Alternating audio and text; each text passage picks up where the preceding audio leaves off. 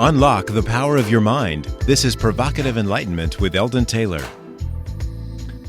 Welcome, and thank you for joining us today. This is an hour devoted to learning something more, not just about the world of shoes and ships and sealing wax, but about how, what, and why we think and believe as we do. An hour for the open-minded, willing to challenge some of those old ideas behind what we think we know, who we are, and who we might become. I'm Eldon Taylor, and this is Provocative Enlightenment. All right, our chat room is open, and my partner Ravinder awaits you there now. You can log on by going to eldontaylor.com/chat.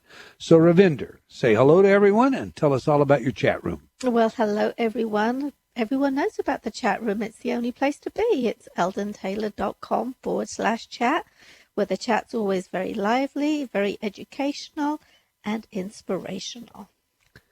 All right. Every week I read some of your letters as our way of paying respect to the very important role you play in making this show successful. Last week, Ravinder and I took our very first vacation in almost 25 years. Actually, I suppose my pretty bride wanted to call it our delayed honeymoon. Right, Rav? That's right. We had to cancel our honeymoon when it was supposed to be because we got busy. We got busy with business, and you kept me busy for 20 years. So I finally got my honeymoon. Okay. All right. So anyway, last week our show was a replay of the delightfully illuminating conversation we had with Dr. Karen Wyatt. Todd wrote, I missed the original broadcast of the Wyatt show, and I almost didn't tune into it because it was a replay. I am really glad that I did listen. This was one of the best shows I have heard, and at a time when I needed it.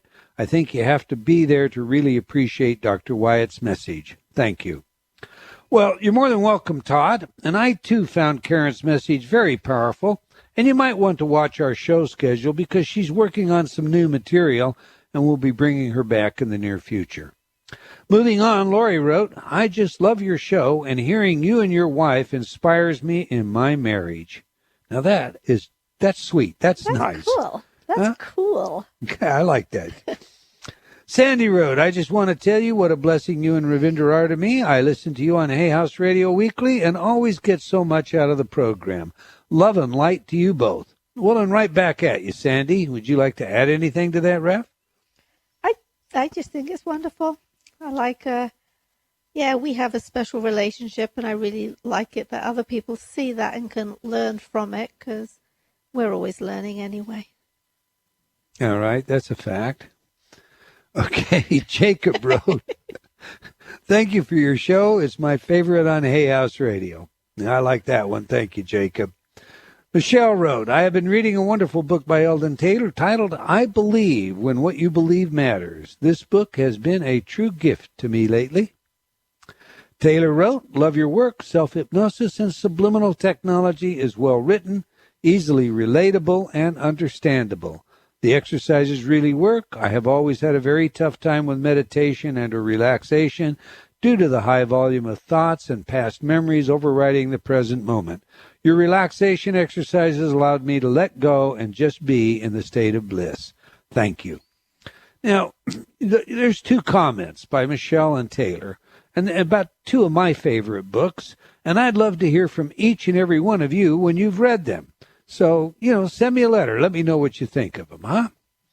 Sadat wrote, I just wanted to stop by and say I may occasionally post a thank you on your page because I have been using your CDs for many years now, since I discovered them around 2005.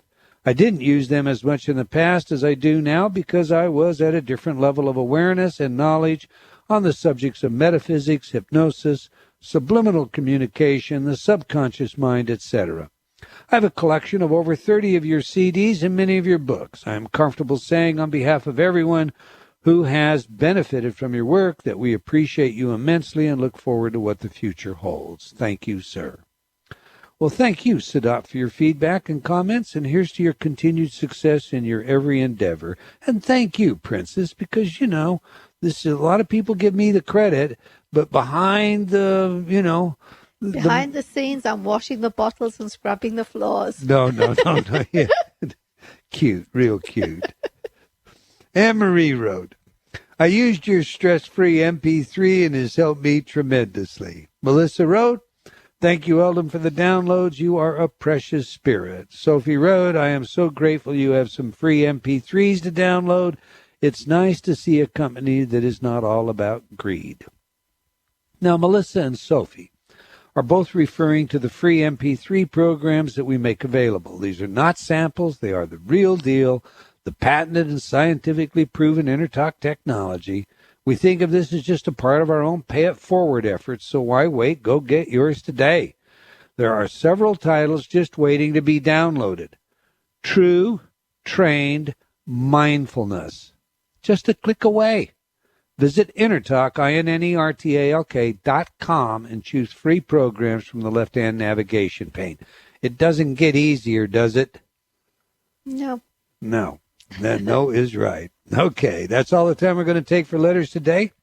We can't get all of your remarks on the air, but I want you to know your comments definitely impact our programming. I invite you to opine by sending your email to eldon@eldontaylor.com or by joining me on Facebook. And once again, we both appreciate and thank you for your feedback and continued support. Now to today's show, Medusa of Time, How Technology Redefines Copenhagen. Now, most of you probably know of the mythical being Medusa. Once very beautiful, she was cursed by Athena. The story goes something like this. Medusa sought to visit the south, so she asked Athena for permission. Athena refused to allow her to visit. The Medusa got angry and dared to say that Athena refused the permission because she was jealous of Medusa's beauty. Scorn women, watch out. Athena was angered and punished her by turning her hair into snakes and cursing her by making her so ugly that whoever looked upon her eyes would turn into stone. All right. Now, Copenhagen, in the context of our title, refers to what is known in physics as the Copenhagen interpretation. Quoting Wiki, it holds that quantum mechanics does not yield a description of an objective reality, but deals with probabilities of observing or measuring various aspects of energy quanta, entities that fit neither the classical idea of particles nor the classical idea of waves. According to the interpretation, the act of measurement causes the set of probabilities to immediately and randomly assume one of the possible values. This feature of the mathematics is known as wave function collapse. The essential concepts of the interpretation were devised by Niels Bohr, Werner Heisenberg, and others back in 1920, between 24 and 27. So what on earth does Medusa and Copenhagen have in common? Or how do they relate, if at all? We'll ask our guest that today because he wrote the book, Medusa of Time, How Technology Redefines Copenhagen. His blurb describing this work states, quote, which reality are we to believe? Our minds and logic tell us that the world in which we live is real. It's concrete. It's particulate. We can see it, touch it, taste it, smell it, and hear it. Science, on the other hand, suggests something else. Our minds may be deceiving us. The world, when we are not observing it, is totally different. We have always believed, when we closed our eyes or slept, that the world maintained its basic shape and substance. That is, things would be essentially the same when we woke up as when we went to sleep. The Copenhagen interpretation tells us, however, that this simple assumption is not necessarily the case. When the world sleeps, our universe may transform into a non-material fairyland of ghostly waves and electromagnetic energy. Nothing is real as we know it anymore. Yet when we awake, everything is just as we left it, or is it? Are my car keys really where I left them last night? The Copenhagen interpretation may explain why we can't locate those mischievous keys. Specifically, it states that up until the time of observation, my car keys exist as a host of probabilities, as waves, including the possibility that they are now 2 inches, 2 feet, or even 2 miles from their last observed location. Close quote. Our guest today has been with us before when we discussed his work and book, How Science Proves There is an Afterlife. Dr. T. Lee Baumann, M.D., is the author of a dozen books. Dr. Baumann has appeared in the documentaries The Evidence for Heaven and The Search for Heaven. He is also the author of God at the Speed of Light, The Melding of Science and Spirituality, Window to God, A Physician's Spiritual Pilgrimage, and The Akashic Light, Religion's Common Thread, to list but a few. Dr. Baumann's copy reads, beginning his spiritual journey as a religious skeptic in the 1970s, Dr. Baumann now writes books defending spirituality based upon the incredible link between worldwide descriptions of God and the proven scientific nature of physical light. Close quote. All right. Dr. Baumann is a medical consultant in Birmingham, Alabama. In addition to his years in private practice, he has been a medical administrator and a biology instructor. Let's get the man in here. Welcome back to Provocative Enlightenment, Dr. T. Lee Baumann. Well, hi, Eldon and Ravinder. It's a pleasure, as always, to be on your broadcast. And before I lose track, I want to congratulate you on finally having your honeymoon. You believe that? 25 years. Okay. That is a long time. Yeah, she's a patient woman, isn't she? She must be a real blessing. That is indeed a truth. That's a fact. Dr. Baumann, before we get into your work, I understand that 100% of the proceeds from the sales of all your books go toward your 32 God at the Speed of Light college scholarship endowments in Alabama, Mississippi, Illinois, and Cape Town, South Africa. So if we can, let's begin by having you flesh this out for us some. What are the endowments in honor of, and why did you create them? Eldon, I am so glad you brought that up, because this is a part of my life which is so important to me. I have always been a firm believer of the educational process, and I felt what a better way to give back to all the blessings and good fortune that I and my family have than to endow these college scholarships for financially needy students. The endowments are unrestricted, so it doesn't have to be, within the field of science. It can be art or literature or whatever. But yes, I have endowed them throughout the Southeast. And last year, when I did a month of volunteering in Cape Town, South Africa, I was so overwhelmed with the good nature and humility of the South Africans that I investigated establishing some scholarships at the University of Cape Town as well, and I just feel so blessed and privileged to be able to do that.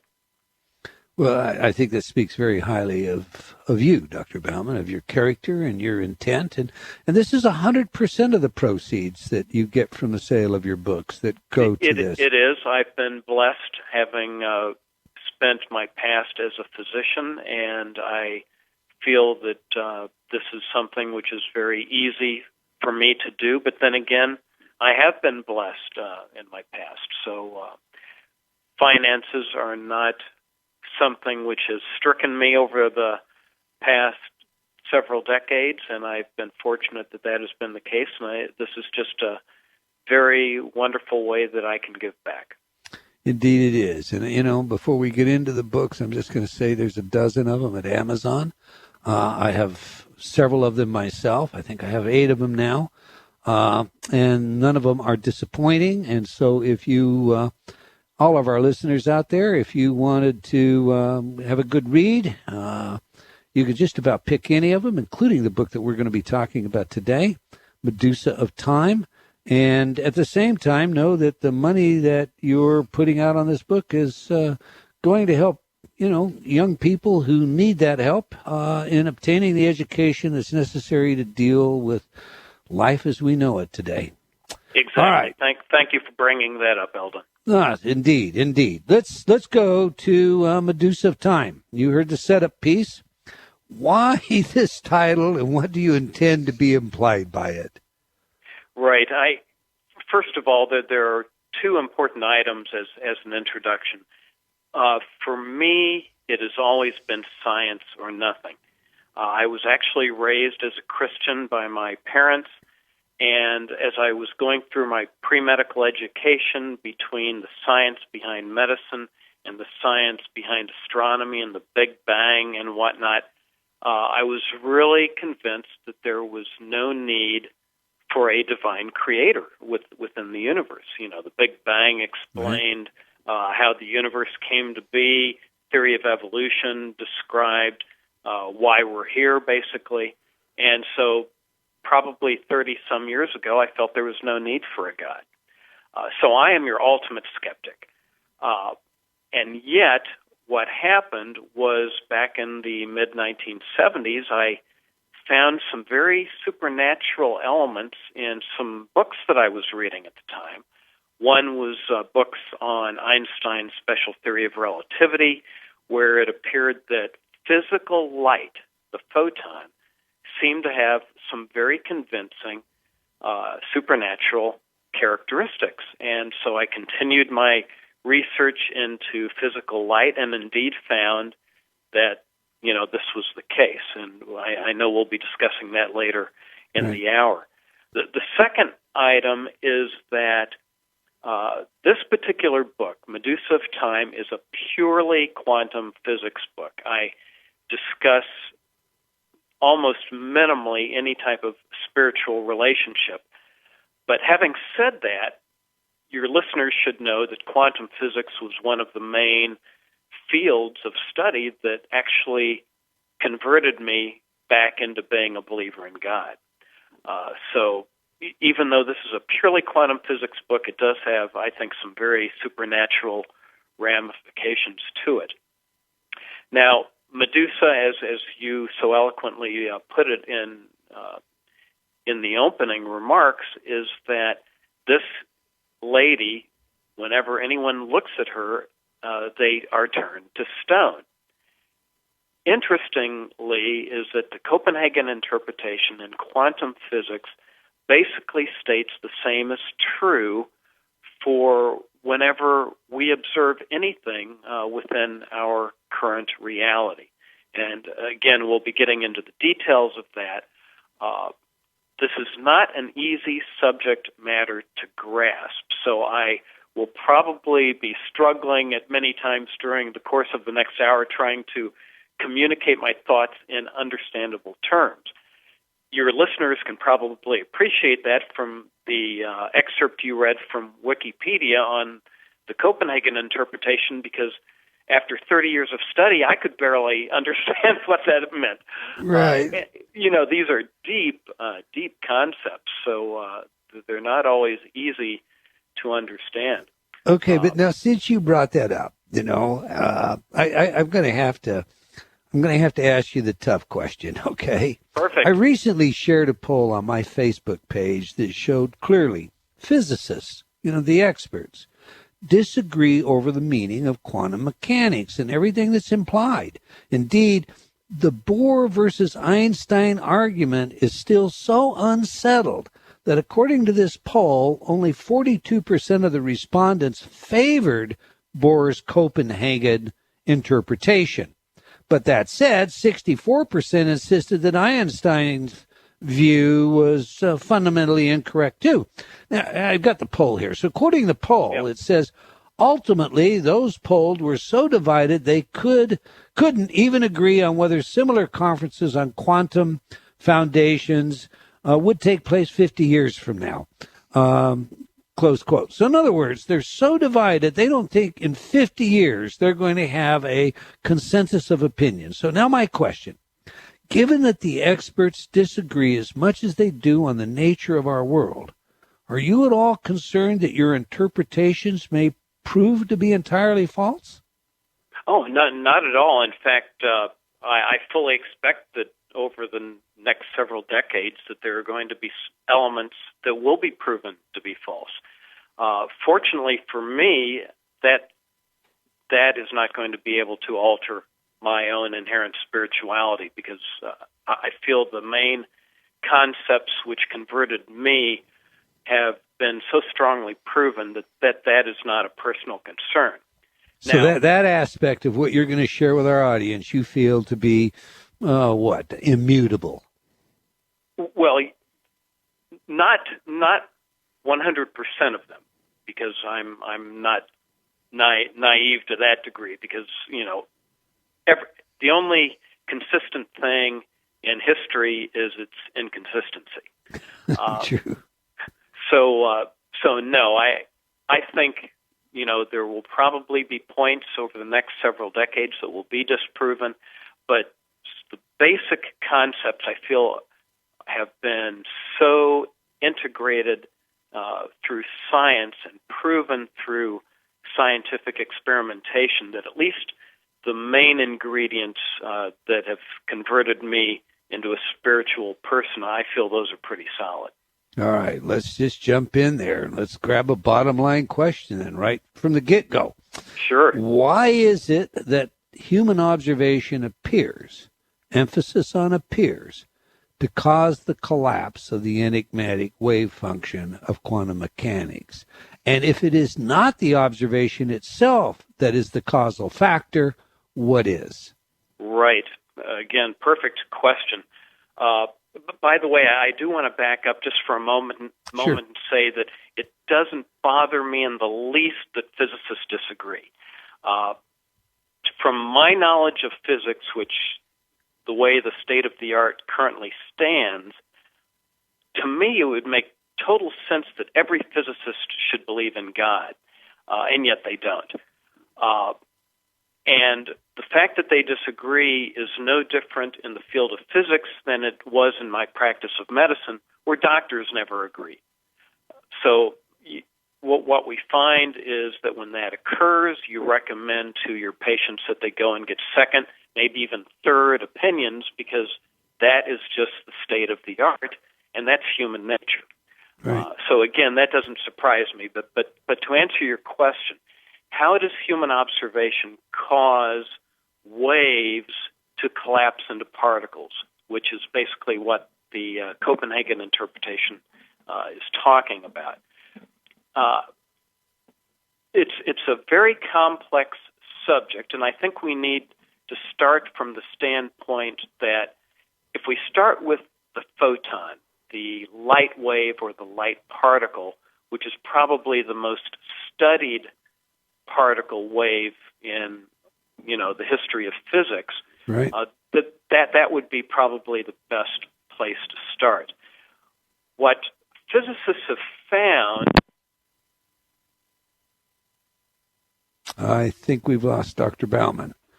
The studio will get him back on the telephone while we're waiting for Dr. Baumann to rejoin us.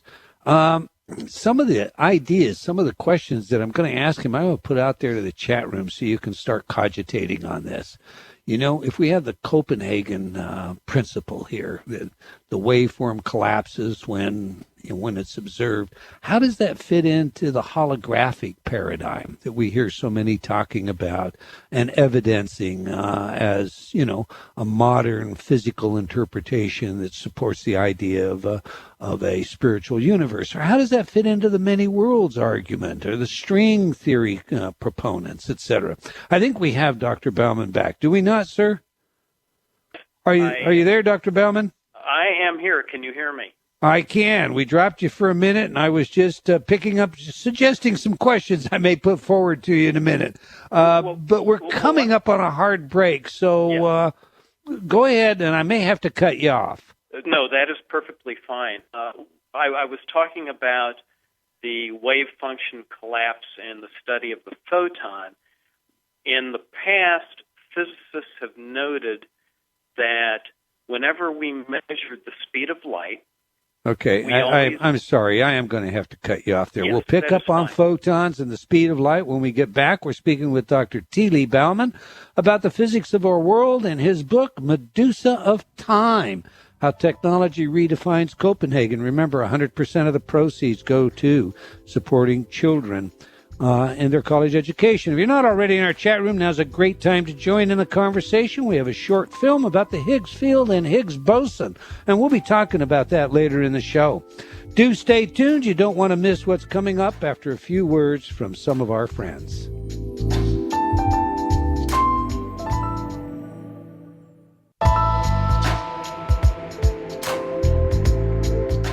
Unlock the power of your mind. This is Provocative Enlightenment with Eldon Taylor. And welcome back. If you just joined us, we're speaking with Dr. T. Lee Baumann about the physics of our world in his book, Medusa of Time. But before we get back to the show, I want to invite you to join me on Facebook. I post regularly everything from where I am and what's on next to the latest in science, technology, and consciousness studies, and from time to time, some of my own opinions about the world we live in. I would also like to remind you to be sure and sign up for my free newsletter when you visit my website and get your free MP3. All right, let's get back to the show. Dr. Baumann, before the break, we have got a lot to cover in just, the next half hour, so I'm going to let you just go. Before the break, we were talking about photons. Pick it up, please. All right, thank you, Eldon. Yes, we were talking about the wave function collapse, which is basically defined in quantum physics about literal waves, such as light waves, collapsing into light particles. Now, physicists know that whenever we measure a light wave, we measure its speed at 186,000 miles per second. So we have a definite speed for light. Now, at the same time, Einstein's special theory of relativity, which again has been proven multiple times, over and over again, states with under no uncertain terms that light, anything traveling at light speed, time stops. Or said in another way, time does not exist for the photon. So if you look at that, there's an obvious paradox, because at one moment we're measuring light at 186,000 miles per second, and at another time we have our world's greatest past physicists, as well as scientific experiments, proving that time does not exist for the photon. For this latter emphasis, we can think of the light wave as basically existing everywhere in the universe at once. Time does not exist for the photon, therefore it really has no speed. It can travel to the corners of the universe, and its clock never ticks. So literally, the photon is everywhere in the universe at once. So how does that, how can you explain that with the corollary that we always measure light at 186,000 miles per second? The two, are conflicting terms. Well, at least intuitively, yes. Yeah, exactly. Well, the answer to that is that waves are basically known as pure energy. They cannot be pinpointed within time-space. They are indeed, just like the light wave, everywhere. They have wave fronts that they spread out throughout the universe, and you can't pinpoint their location. So that's the wave. Now, somehow, whenever we as humans decide to measure a light wave or observe a light wave, there's something about our human interaction that causes the wave to basically collapse into a particle, and hence the term wave-particle collapse. So that's the conundrum we've always been faced with, and that's one reason that you never get two physicists agreeing on much of anything, let alone the Copenhagen interpretation. I tend to think it's very simple. Waves exist outside of time, and physics experiments back that up. Light particles, once they've collapsed, are existing within the realm of time, and that gives them this limited speed. Anyone who studies physics knows that time is inherent in the definition of speed. So the two make a lot of sense to me. The fact that waves exist outside of time, particles exist within time. But then that also, Dr. Baumann, suggests that waves exist outside of space because time is a function of space, or vice versa. Exactly. Yeah, that's a very profound observation. I wish, I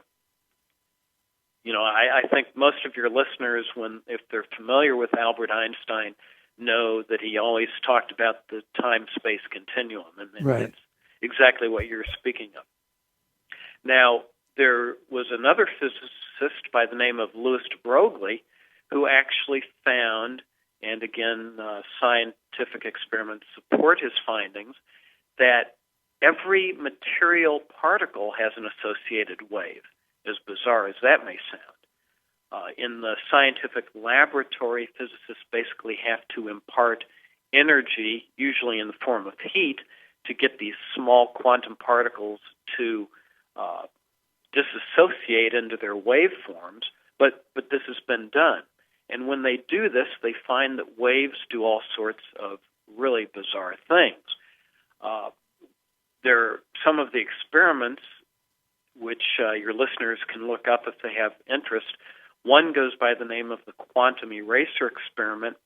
This is a series of experiments, one of which we will call Experiment A, when the researchers actually made alterations to the end of the experiment, it caused changes to occur in the middle of the experiment.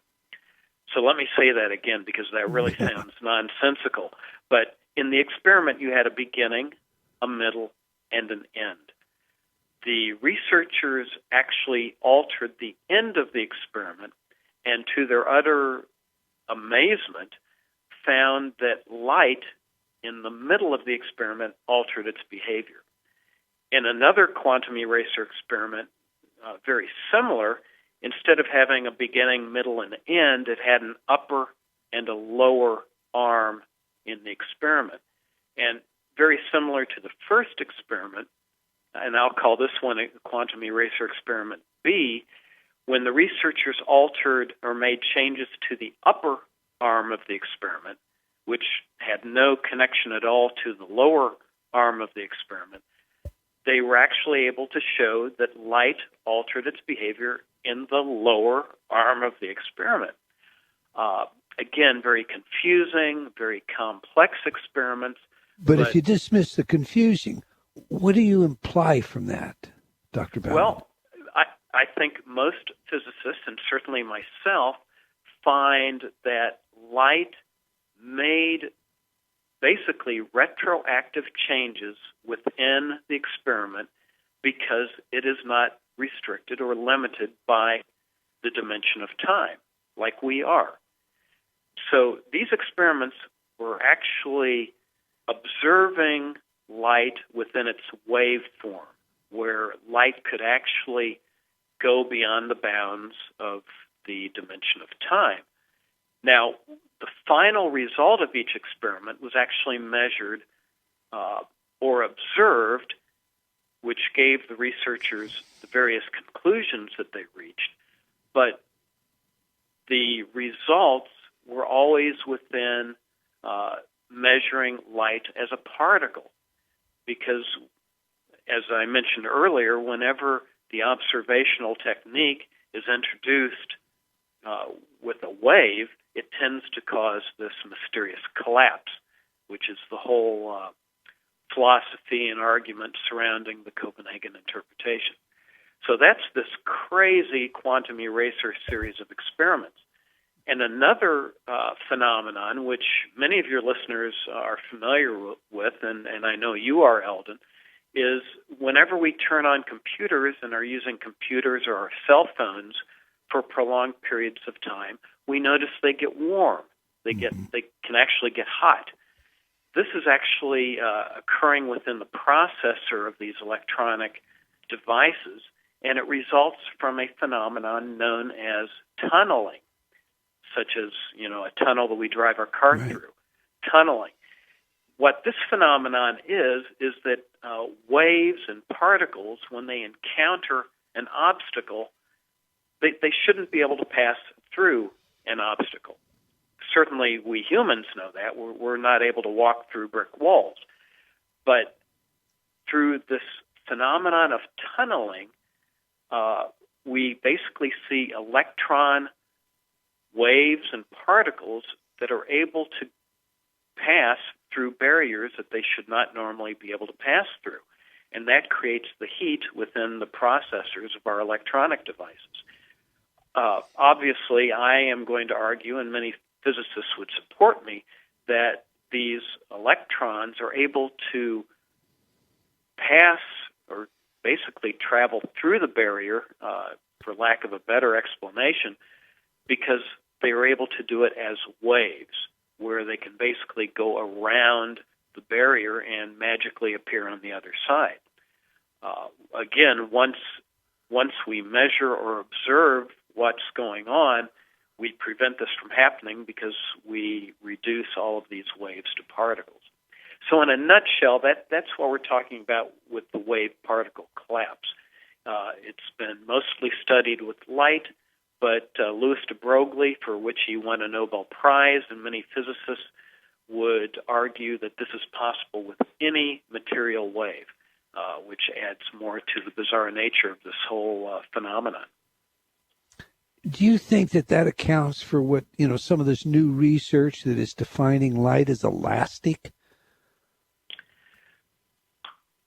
Can you explain to me exactly what you mean by that? Well, there's some new research that's going on right now in physics that is essentially showing that light is elastic in the sense that, using the word elastic in the sense that it can reach out like a rubber band, and it can also bounce back like that rubber band in that same waveform. Right. That must be perhaps a lay term that various people have used to describe the nature of a wave where researchers cannot pinpoint where it is. And as an example, if you have this huge circular waveform of, say, a photon going out into outer space, if someone makes a measurement way over on one end of that waveform, at the far edge of that circular front, it will basically cause that front to snap, so to speak, and condense into a point particle way at the, wherever the observation was made. So you've basically got a wave which can be infinite in size, but as soon as a measurement or an observation is made, it is reduced to a point particle which can be precisely defined within the time-space continuum. So I think you could call that a snapping or an elasticity. Yeah, I think, I just quickly Googled it, and they're doing some work at University in Illinois, and it's a scattering of electromagnetic field, but that's a whole other subject. Let's leave that alone. Tell me about the Einstein tree. Oh, I love this story, so I'm glad you brought that up. Ernest Sternglass was a fellow physicist colleague of Einstein's, and he was interviewing Einstein one afternoon, and they were sitting outside discussing, quantum physics and the Copenhagen interpretation, things that physicists do. And Ernest Sternglass said, you see that tree over there? Now turn your head away. Is it still there? And Einstein hated the concept that is defined by the Copenhagen interpretation that if you are not looking at that tree in his yard, that basically physicists argue that the tree is not there. It goes back to that old story that many of us heard in grade school that if a tree falls in the forest, does it make a sound? Right.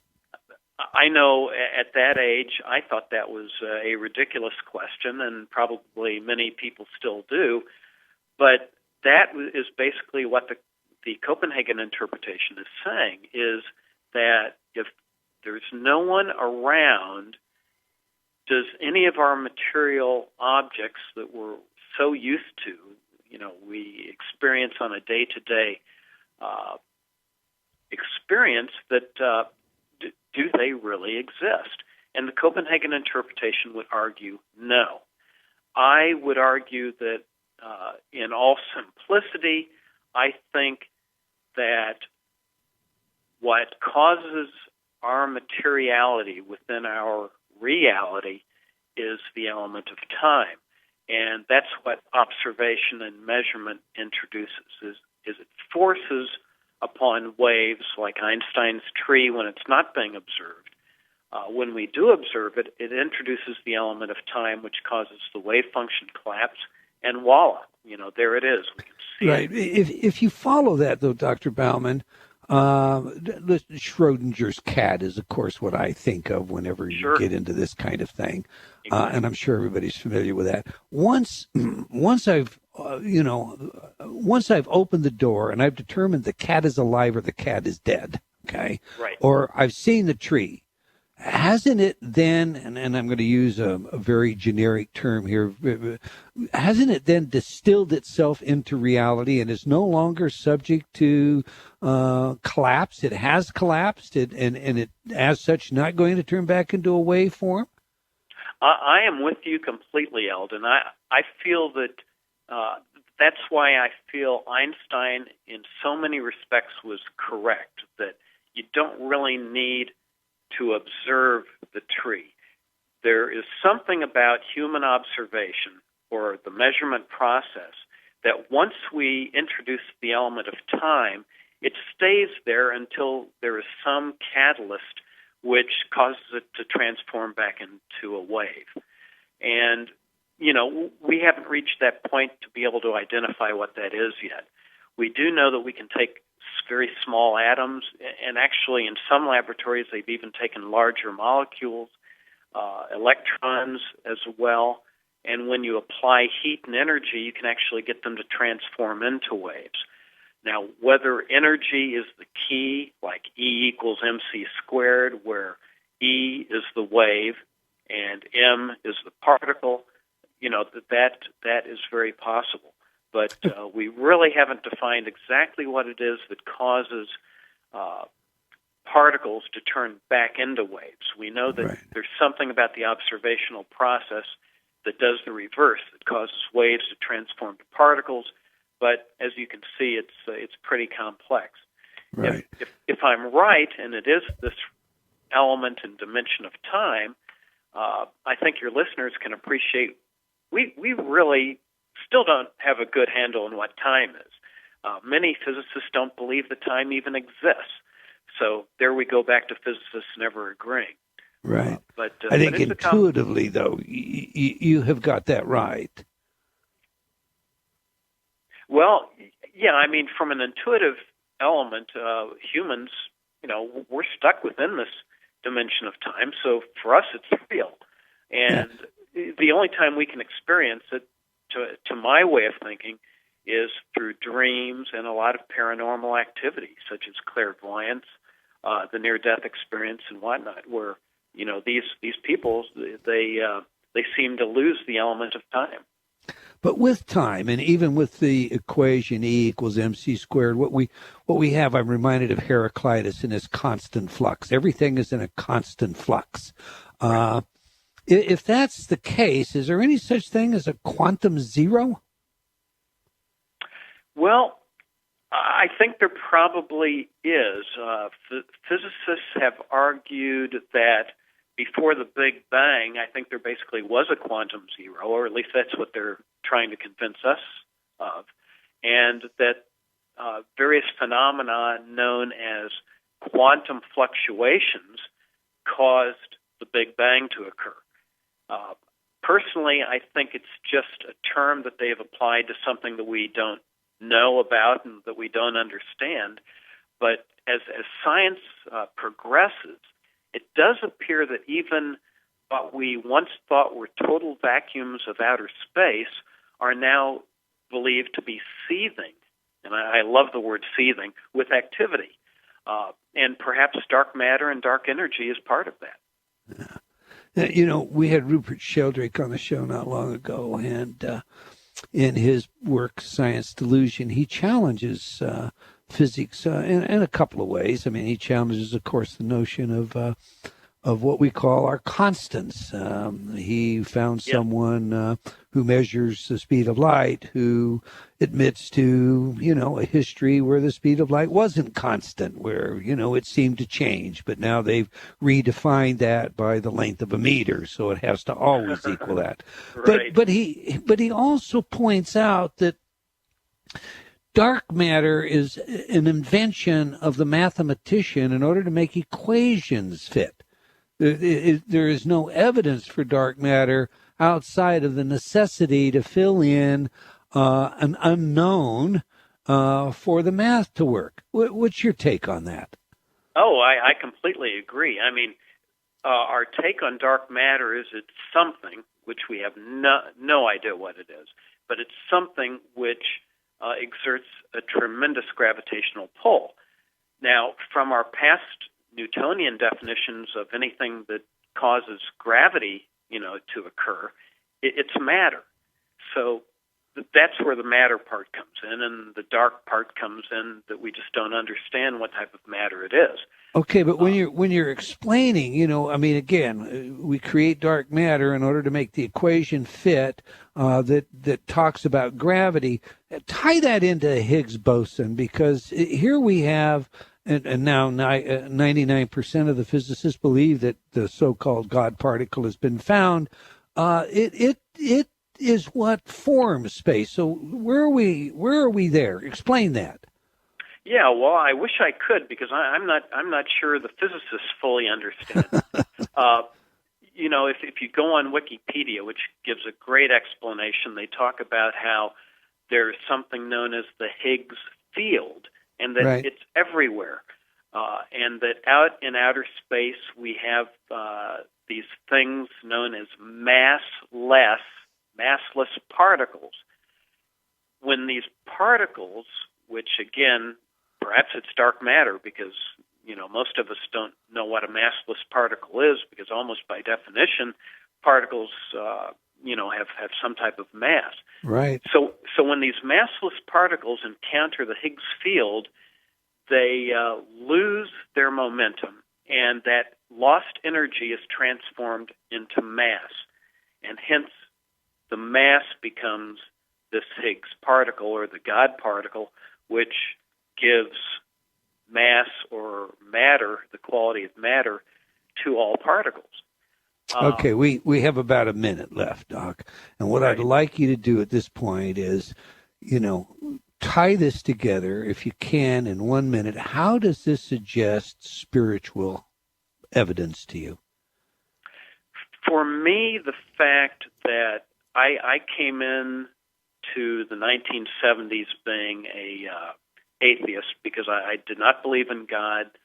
Science, to me, had convinced me there was not a need for a God. Quantum physics, the Copenhagen interpretation, when your readers really get into some of the nuances of this type of physics, they will find such supernatural elements which are inherent in the physics that, to me, it becomes difficult not to accept the reality of a higher intelligence and a supreme being. So it's a great read, I'll tell you that. Me. Well, thank you. A great read. Medusa of Time, How Technology Redefines Copenhagen. Dr. Baumann, tell our audience how they can reach out to you, learn more about you, where to get your books. Well, thank you, Eldon. Probably the easiest way is for them just to enter Lee Baumann, and that's Baumann, 2 N's at the end, on Google. One of the top 3 hits will be my Google page. And, go to that. I have links to all of my books. And all right. I'm sorry, but we're just out of time. Certainly. I want to thank the team at Hay House and our special guest and all of you for joining us today. I hope you enjoyed our show, and will join us again next week, same time and same place. And if you have comments on the show, do remember to let us know. Okay, until next time, wherever you are in the world, remember, believing in yourself always matters.